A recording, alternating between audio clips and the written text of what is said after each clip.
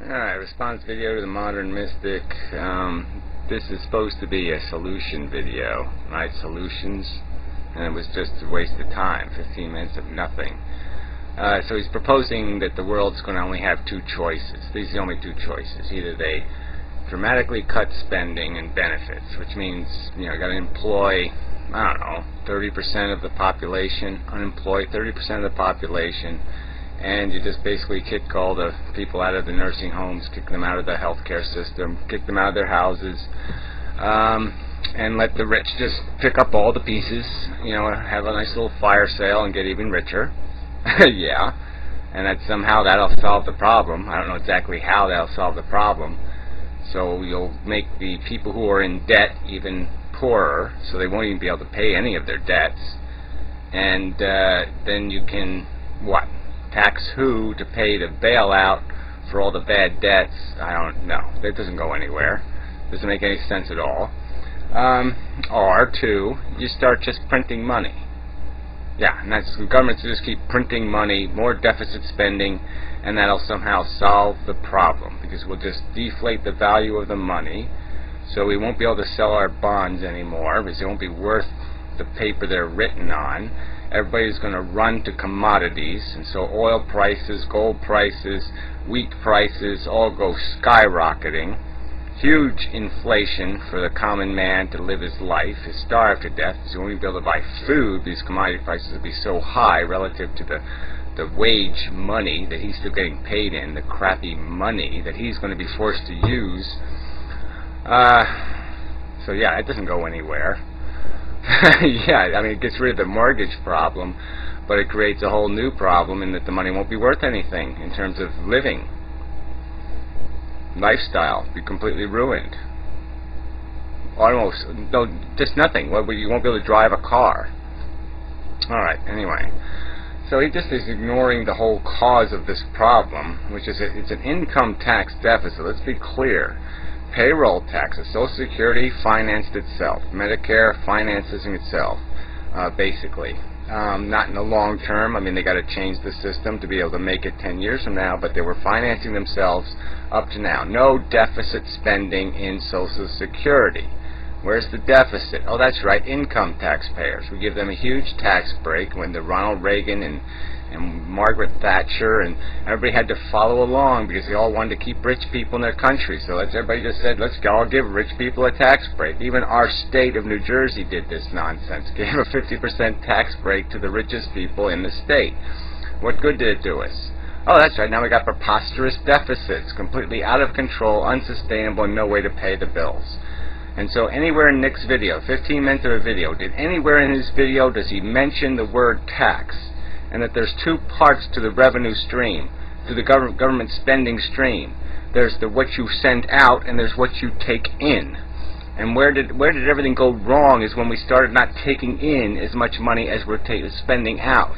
So we went from Jimmy Carter called tax and spend. Ronald Reagan said tax and spend 7,433 times in the campaign against Carter. Okay? And what did Ronald Reagan do? He borrowed and spent. Right. He didn't cut spending first. No. He cut taxes first. I mean, that's fail all over the place. And they did that in the state of New Jersey. They didn't cut the spending. They cut the frickin' taxes. Right? Disaster. That's the problem here. So does he talk about rebalancing the tax equation? So there's some possibility of stopping this interest equation where you just keep feeding off of debt and where there's interest payments on everything. I mean, a business is financed by debt. Not only does that business have to charge you to pay stockholders' profit, but now it's also got to charge you to pay bankers' profit, interest profit on money. Okay, so it's a huge expense. It's this huge interest expense on everything in the economy that's getting funneled into these 3% of the population, into their pockets. And this is what's been going on for 30 years at an accelerated rate. And this is the disaster. This is the blueprint of the problem.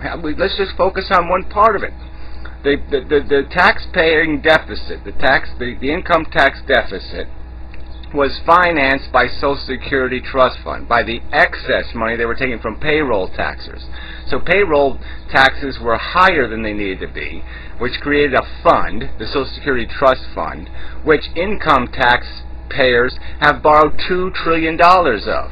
What was the consequence of that? So the richest people in the country got a $2 trillion tax break. They were able to take that money, invest it in the stock market, and make a 30 or 40% gain on their money that again has to be paid by the consumers. That stock market profit has to be paid by somebody. It's paid by consumers.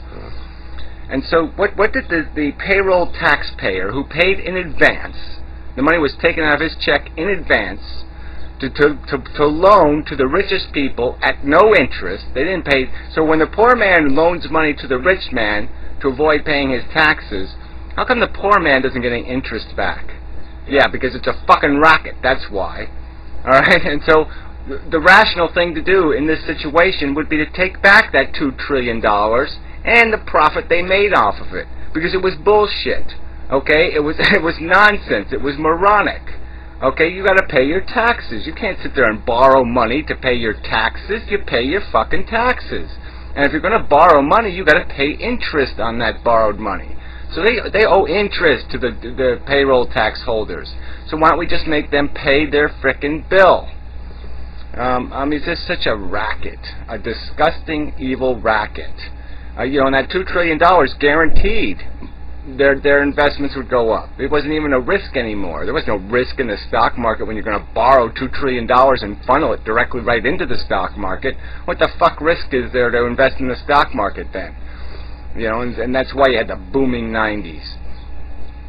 So it's just what a fucking fraud. Well, anyway, not to bring up taxes, it's just idiot. To talk about solutions outside of some realm of talking about how you distribute the burdens of social infrastructure and civilization is just plain silly. It's silly. Yeah, that's what it is. So anyway, really poor, pitiful solution video. There'll be other choices, Nick, and this spending thing isn't going to get sold because poor people are going to figure out that this printing the money thing isn't going to do them any friggin' good. That they're going to be the ones getting screwed by that bullshit. Because they're not going to be able to hide their paycheck. They're not going to be able to hide their money from the inflation, where the rich guy will be able to hide.